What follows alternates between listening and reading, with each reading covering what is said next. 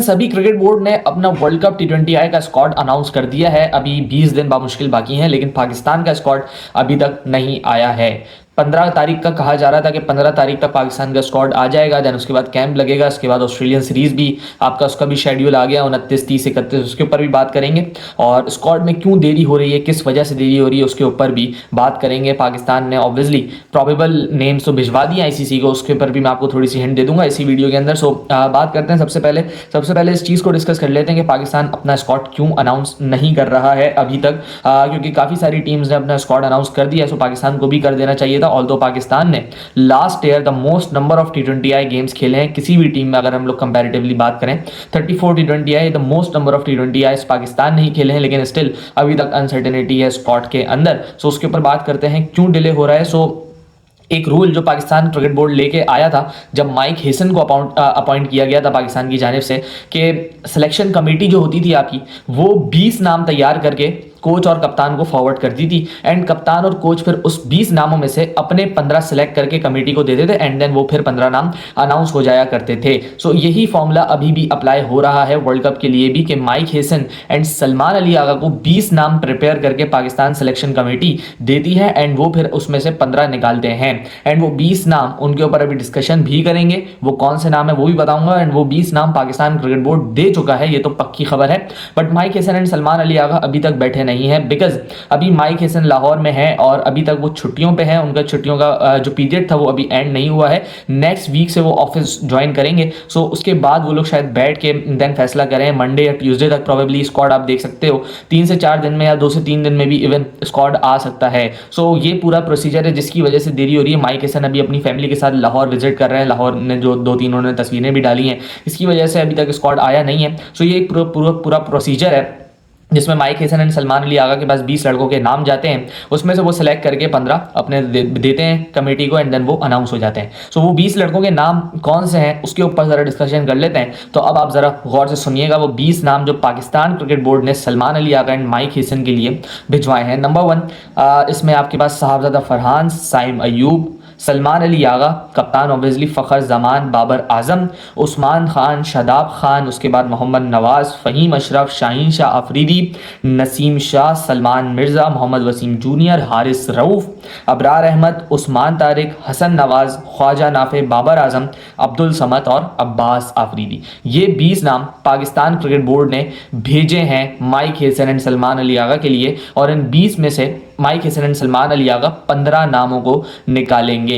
अब वो नाम कब अनाउंस होंगे वो उसमें मैंने आपको बताया 3 से 4 दिन की देरी हो सकती है। As soon as Mike Hesson will join the office, इसके ऊपर डिस्कशन करेंगे वो सलमान के साथ, एंड देन वो नाम आ सकते हैं। बट एक चीज़ मैं आपको क्लियर यहाँ पे बताना चाहता हूँ, और इनफैक्ट एक न्यूज़ भी देना चाहता हूँ कि उस्मान तारिक का जो नाम है ये पाकिस्तान क्रिकेट बोर्ड ने प्रोबेबल्स में नहीं भेजा है आईसीसी के पास। आईसीसी को आपने एक प्रोबेबल 11 या प्रोबेबल स्क्वाड के नाम देने होते हैं, उसमें उस्मान तारिक का नाम नहीं है। अब ये क्यों नहीं है, इसकी वजह जो मुझे समझ आ रही है कि उस्मान तारिक को बचाया जा रहा है। उस्मान तारिक को एट द लास्ट मोमेंट बिल्कुल अनाउंस किया जाएगा, ना तो वो नीदरलैंड का मैच खेलेगा, वो डायरेक्ट इंडिया का मैच खेलेगा, ताकि उसको स्क्रीन टाइम भी कम मिले और उसके ऊपर एनालिसिस, उसके ऊपर डाटा जो है वो कम देखा जाए, और आईसीसी भी उसके ऊपर इतनी खास नज़र ना रखे, जो मुझे फिलहाल समझ आ रहा है। क्योंकि पाकिस्तान ने जो अपने अंदरूनी मामला तय करने के लिए स्क्वाड भेजा है 20 नाम का, उसमें नाम है उस्मान तारिक का, लेकिन जो प्रोबेबल नेम्स भेजे हैं आईसीसी के पास उसमें उस्मान तारिक का गारंटी के साथ बता रहा हूँ कोई नाम नहीं है। सो ये अभी तक अपडेट है स्क्वाड से रिलेटेड के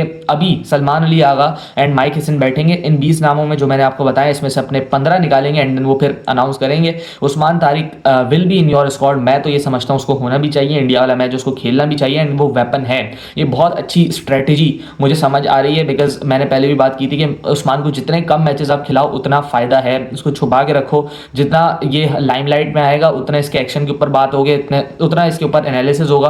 बिकॉज आपको पता है कोई बंदा एक अच्छी बॉलिंग कर देता है मैच में तो उसके ऊपर ढेरों एनालिसिस आ जाते हैं, एनालिसिस वीडियो कि किस ग्रिप से कौन सा बॉल कर रहा है, किस ग्रिप से कौन सा बॉल कर रहा है। देन आजकल डाटा ड्रिवन दौर है, एंड क्रिकेट इसी पे चल रही है, डाटा की वजह से बहुत ज़्यादा आसानी हो गई है। सो जितना कम डाटा हम लोग दे पाएँ लोगों को उतना फ़ायदा है हमारे लिए। सो उस्मान तारिक को एज अ वेपन इस्तेमाल करना चाहिए, बिल्कुल आखिर में उसको यूज़ करना चाहिए। एनीवेज मेरे ख्याल से जो पाकिस्तान की 15 होनी चाहिए उसके ऊपर भी डिस्कशन कर लेते हैं। इन्हीं 20 में से हम लोग 15 निकालते हैं पाकिस्तान की। ऑब्वियसली इसमें 3 ट्रैवलिंग रिजर्व भी होंगे आपके 18 का स्क्वाड पूरा करने के लिए। ट्रैवलिंग रिजर्व आपको पता है खेलते नहीं है, जैसे मोहम्मद हारिस 22 के वर्ल्ड कप में गया था, एज अ ट्रैवलिंग रिजर्व गया था वो। देन फ़खर जमान को इंजरी हुई थी, देन उसके बाद उसको लेके आया गया था into the squad. So travelling reserve वो प्लेयर हैं जो कि खेलते नहीं, और आपको याद होगा कि 2023 के वर्ल्ड कप में Abrar Ahmed was your travelling reserve, and unfortunately हम उसको खिला ही नहीं पा रहे थे। हालांकि हमें पता था कि हमारे स्पिनर्स बिल्कुल ही बॉलिंग नहीं कर पा रहे हैं जगह से, भले वो नवाज था, भले वो शादाब था, भले वो उसामा मीर था,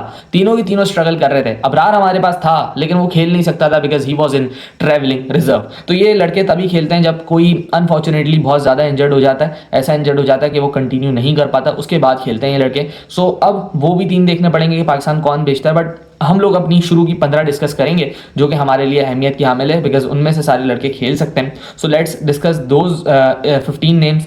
उसमें Salman Ali Agha as a captain आपके होंगे definitely, Sahibzada Farhan, Saim Ayub, Babar Azam, Usman Khan as a wicket keeper, Shadab Khan, Mohammad Nawaz. उसके बाद आप शाहीन शाह अफरीदी की तरफ जा सकते हैं, मोहम्मद वसीम जूनियर हैं, अबरार अहमद आ जाएंगे, उस्मान तारिक। इसके बाद आप देख सकते हैं सलमान मिर्ज़ा, नसीम शाह, फ़खर जमान एंड फ़हीम अशरफ। ये वो सारे नाम हैं जो मैं समझता हूँ कि 15 के अंदर होने चाहिए फिल वक्त। एक नाम जो मैं चाहता हूँ वो है हम लोग किसी तरीके से हसन नवाज को इन 15 लेके आएँ, एंड देन उसको अगर हम लोग 15 में लेके आ रहे हैं, देन वो कौन बाहर जाएगा, कौन सा लड़का बाहर जा सकता है अगर हसन नवाज 15 में जगह बना रहा है, तो वो शायद फिर फ़खर जमान का नाम आ जाएगा आपके पास कि फ़खर की क्योंकि इतनी कोई खास फॉर्म नहीं है, श्रीलंका में भी हमने देखा, तो हम लोग जा सकते हैं हसन के पास। एंड ऑब्वियसली जब आप मिडिल ऑर्डर की बात करते हैं देन फ़खर से ज़्यादा बेनिफिशियल प्लेयर मुझे फिल वक्त हसन नवाज ही लगता है, बट आई डाउट कि पाकिस्तान ऐसा कोई फैसला लेगा बिकॉज यार डरपोक टीम है हमारी, डरपोक मैनेजमेंट है, हमेशा एक्सपीरियंस की तरफ ही जाएंगे, किसी भी नए लड़कों को इतना निडर नहीं बनाएंगे लोग, ना उसको इस तरीके से चांस देंगे अनफॉर्चुनेटली। सो ये 15 मुझे जो समझ आ रही है वो ये है। अब बाबर आजम किस नंबर पर खेलता है, सलमान अली आगा किस नंबर पर खेलता है, वो एक अलग डिबेट है जो वो हम लोग करेंगे जब हम लोग 11 बनाएंगे, सो वो तब की डिबेट है। सो अगर आप मेरा पर्सनल ओपिनियन पूछें तो मैं तो बाबर को ओपन ही करवाऊंगा एंड वन डाउन सलमान खेलेगा, एंड ओपन बाबर का बनता भी है बिकॉज आप देखो कि साइम अयूब जो कि सिर्फ और सिर्फ अपनी बॉलिंग कैपेबिलिटीज़ की वजह से खेल रहा था, बिकॉज बैट से तो उसने इतना कंसिस्टेंटली परफॉर्म किया ही नहीं था। सो वो जो अपनी बॉलिंग कैपेबिलिटीज़ की वजह से खेल रहा था वो कहीं ना कहीं अब पाकिस्तान को उसकी ज़रूरत बहुत ज़्यादा कम पड़ रही है बिकॉज शादाब जब से आया है तो ऑब्वियसली आप साइम अयूब के पास बॉल लेके कम ही जा रहे हो। सलमान अली आगा उसने उसको यूटिलाइज भी नहीं किया श्रीलंका क्योंकि नीड नहीं थी, शादाब ऑलरेडी प्रेजेंट था, नवाज है टीम के अंदर, फिर आप देखो अबरार खेलता है टीम के अंदर, 3 स्पिनर आपके पास वैसे ही हो रहे हैं पूरे। सो मेरे ख्याल से तो साइम अयूब जो है अब वो जगह नहीं बना पाएंगे अनटिल एंड अनलेस वो एक एक्स्ट्रा ऑर्डिनरी परफॉर्मेंस दे with the bat in hand, not with the ball. Primary role के साथ अगर अच्छी परफॉर्मेंस देता है देन उसका चांस बन सकता है इनटू द 11, बट अनफॉर्चुनेटली मुझे अभी तक कोई इसकी खास परफॉर्मेंसेज लगी नहीं, हालांकि बहुत ज़्यादा चांसेस पाकिस्तान ने दिए हैं। अब जो 3 ऑस्ट्रेलिया वाले T20 आए हैं उसमें देखना पड़ेगा कितना अच्छा उस्मान कितना अच्छा साइन कर सकता है। उसके बाद ऑब्वियसली आप देखोगे कि काफ़ी सारी चेंजेस भी दिख सकती हैं प्लान्स के अंदर भी, बाबर को किस नंबर पे खिलाना है वो भी उन 3 T20 आई से जाहिर हो सकता है। सो काफ़ी सारी चीज़ें उन 3 T20 आई के ऊपर भी रिलायंट हैं, एंड वो बड़े पैक T20 आईज हैं, एक 29 को है, फिर 31 को है, फिर 1 को है, तो फॉरेन मैचेस हैं आपके, टाइम भी कम होगा ऑब्वियसली क्योंकि 1 तारीख को हमारा जो था आईसीसी चाह रहा था कि हमारा जो मैच है वार्म अप वर्ल्ड कप का वो 1 तारीख को दे, लेकिन पाकिस्तान ने डिक्लाइन किया क्योंकि पाकिस्तान ने ये वाली सीरीज खेलनी थी। 25 को बिग बैश का फाइनल है, वो लोग फॉरन आएंगे, ऑस्ट्रेलिया खेलेंगे, एंड अभी ये भी डिसाइडेड नहीं है कि ऑस्ट्रेलिया की कौन सी टीम आती है, क्या फ्रंट लाइन टीम आएगी उनकी या फिर वो लोग रेस्ट करवा के भेजेंगे प्लेयर्स को अपने। सो वो देखना पड़ेगा क्योंकि अभी बिग बैश में जो प्लेयर्स इन्वॉल्व हैं उन्होंने तो ये कहा है ऑस्ट्रेलियन क्रिकेट बोर्ड से कि अगर हमारी टीम फाइनल खेलती है देन हम लोग पाकिस्तान वाली सीरीज स्किप करके डायरेक्टली इंडिया जाएंगे फॉर द वर्ल्ड कप, लेकिन अगर हमारी टीम फाइनल नहीं खेलती देन हम पाकिस्तान जाएंगे। सो अभी भी अनसर्टेनिटी उनके स्क्वाड में भी है, हालांकि उनका वर्ल्ड कप का स्क्वाड ऑब्वियसली अनाउंस हुआ है। सो लेट्स सी वो चीज़ें कैसी जाती हैं, ऑस्ट्रेलिया की कौन सी टीम आती है। इसके अलावा अपडेट बड़ी ये है